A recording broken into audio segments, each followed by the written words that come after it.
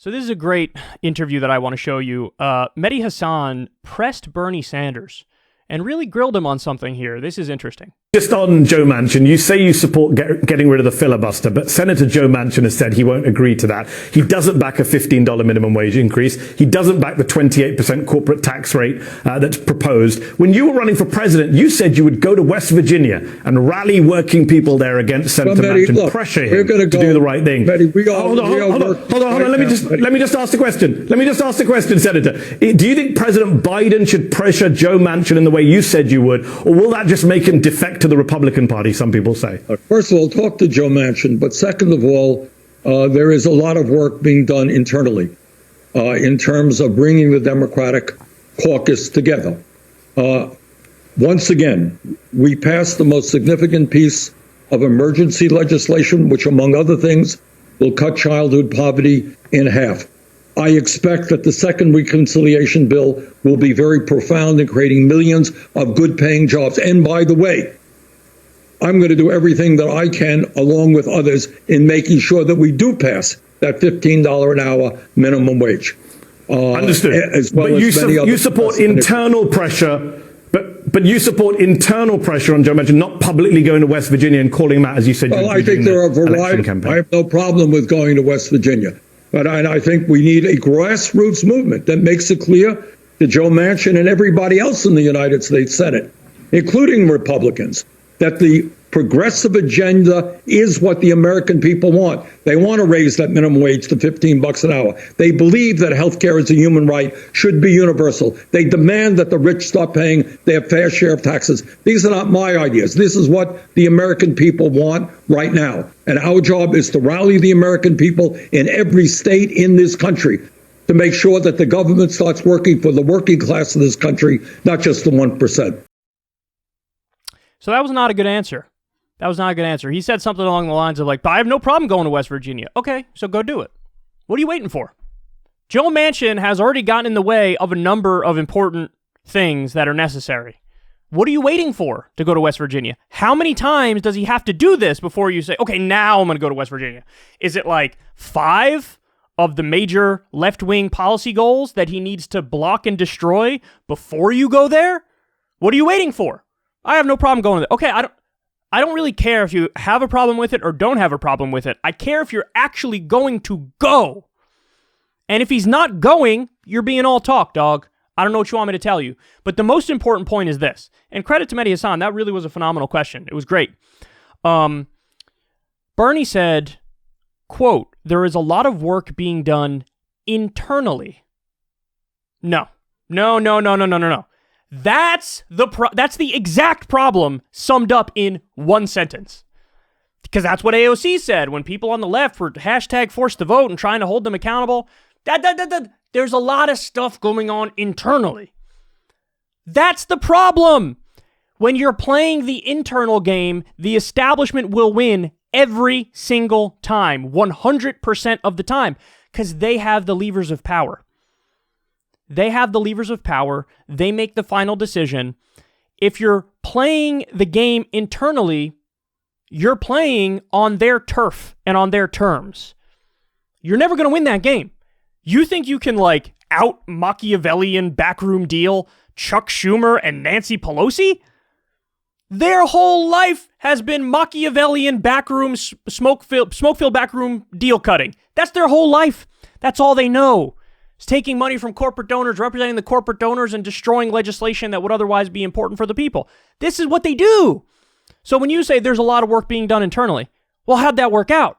Which gets to the main point. He says, well, we passed the most significant piece of emergency legislation. You passed a piece of legislation that was supposed to have $2,000 checks. It didn't. That was supposed to have a $15 minimum wage. It didn't. That was supposed to be recurring in some form or fashion to be somewhat like the New Deal, where for generations we got the payoffs of that. But you didn't. It was a one-time adrenaline shot. That's what that bill was. You're supposed to be the left flank of the Democratic Party. So you're supposed to be holding them accountable when they fail and they water down legislation. You're not doing that. Now you're just cheerleading their milquetoast proposal. That's what you're doing. You're cheerleading the results of what was in that bill when you're supposed to be advocating for the left flank. And the things that got left out were the most important to the left and to the American people.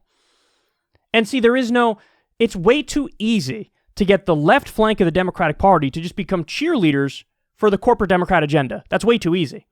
It's way too easy. They need to be principled. They need to stand their ground. They need to know how to fight. And you're never going to win when the battle is internal. So all the things that Bernie says he wants now, $15 minimum wage, he wants to lower the Medicare age to 55, literally none of that is going to happen unless you take the fight external. The only way that Bernie has a chance of getting any of his main priorities to actually pass is to do exactly what Mehdi Hasan is saying. You're going to have to go to West Virginia and rally against Joe Manchin. Fuck, you and Biden go do it. You're going to have to rally against Joe Manchin. You're going to have to go to Arizona and rally against Kyrsten Sinema. You're going to have to use public pressure campaigns, call them out directly, get people involved, have all the left-wing groups be crystal clear. If you cross us on this, whatever it may be, $15 minimum wage, the new thing is childcare they're trying to put in this bill, lower the Medicare age to 55, whatever the idea is. If you cross us on these, every left-wing group in the country, whoever it may be, Justice Democrats, progressive, PCCC, you name it, right? Sunrise Movement.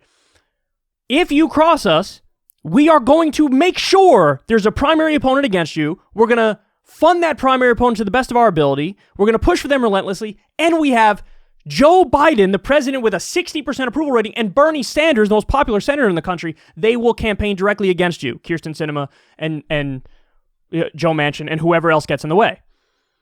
So now listen, you should do a carrot and stick approach. So in other words, if you work with us, you'll be my best friend and I'll campaign for you. I'll support you. And, Biden can offer these guys goodies for their home states or positions in the administration. There's a lot that can be done if you want to do the carrot approach. But if they don't agree to the carrot approach, well, then you better break out that whooping stick, son. And this is not that. This is like, I'm going to lose on my main ideas, and then when I lose, I'm going to cheerlead for the bill as if it has my main ideas in it. And honestly, it's embarrassing to say this publicly now.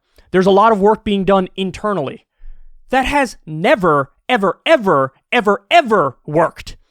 The only way the left wins victories is through popular movements from the bottom up, public pressure, where politicians feel like I literally have no choice but to do the right thing here, because if I don't do the right thing, my career's done and my name is tarnished forever. The only thing that can make a politician override listening to their donors, because they're corrupt as hell, the only thing that could override that is when they feel like they literally have no choice. And the way you make them feel like they have absolutely no choice is either to give them the carrot approach and give them things for voting in the right way, or use the stick approach and say, this is going to totally tarnish your name, your legacy, and you will not have a career if you vote the way that you want to vote. That's what you got to do. So I never want to hear that again. There is a lot of work being done internally. That's how the left always gets rolled and has forever gotten rolled. I mean, we haven't had many left-wing victories since fucking FDR. Maybe sprinkle in a handful with LBJ, but the Obama presidency across the board was clearly corporatist and neoliberal. It was just Bill Clinton 2.0. This approach has not worked and will never work. So Bernie, I love you, man, but you got to wake up, because I don't doubt his sincerity. Bernie Sanders is not corrupt, and I think he's incredibly sincere and honest.